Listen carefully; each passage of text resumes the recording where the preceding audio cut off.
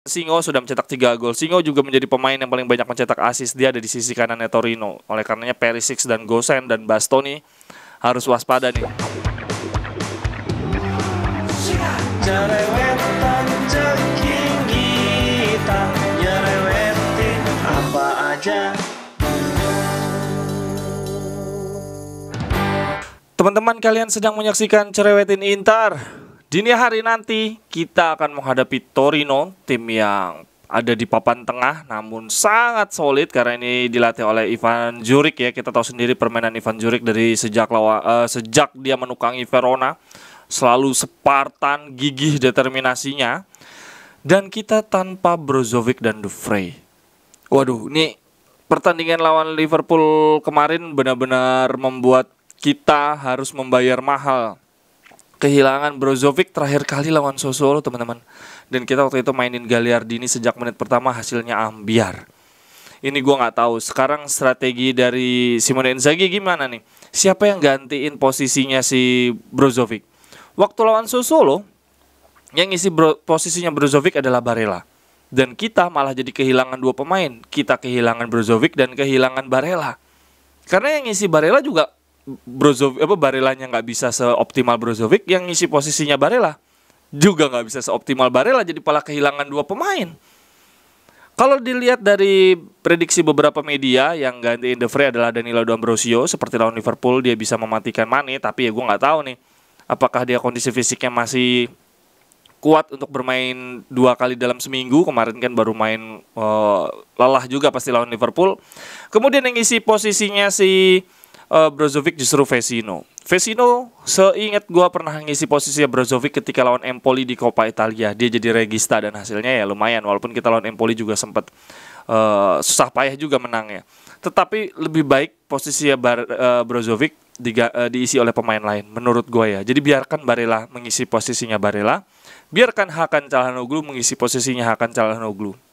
Jadi biar yang berkurang adalah perannya Brozovic. Karena kalau Barella yang ngisi, perannya Barella juga jadinya belum tentu optimal. Vidal dia main 90 menit loh lawan Liverpool, nggak tahu sekarang kuat apa enggak. Mungkin bisa dicoba Vecino terlebih dahulu, kemudian nanti di babak kedua baru Vidal masuk untuk ngisi posisinya Barella masuk ngisi posisinya Vecino. Jangan, jadi biar si Vidal di babak kedua aja. Kalau menurut teman-teman gimana?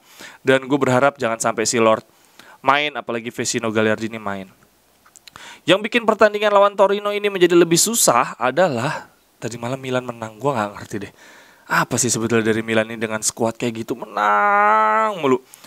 Ini untuk pertama kalinya kita menjalani partai harus menang nih. Karena sebelum-sebelumnya ketika Milan main terlebih dahulu, Milan seri, Milan kalah, kitanya juga ngikut-ngikut. Tapi sekarang Milannya menang, Juve juga menang, otomatis kita tekanan harus menang. Kalau enggak semakin ambiar.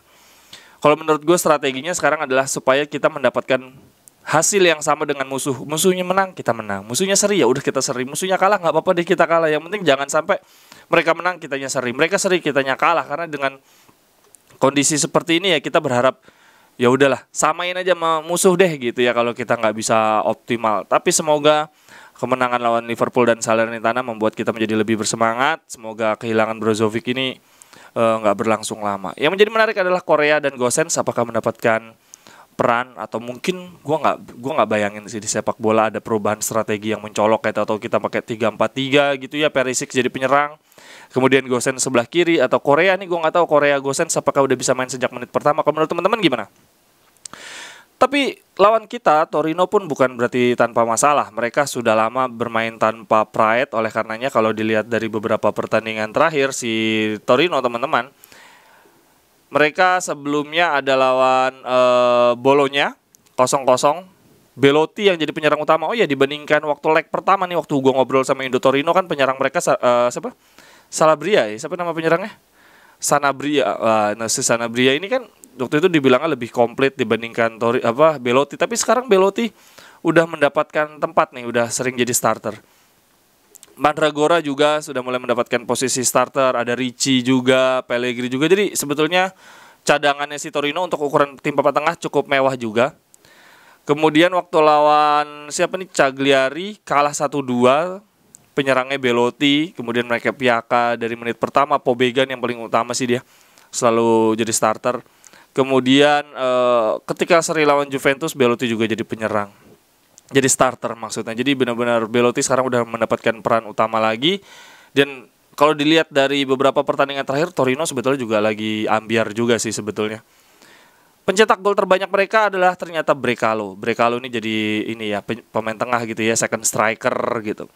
Kemudian justru bukan Sanabria dan Belotti. Dan Sanabria dan Belotti mencetak 5 gol dan 4 gol.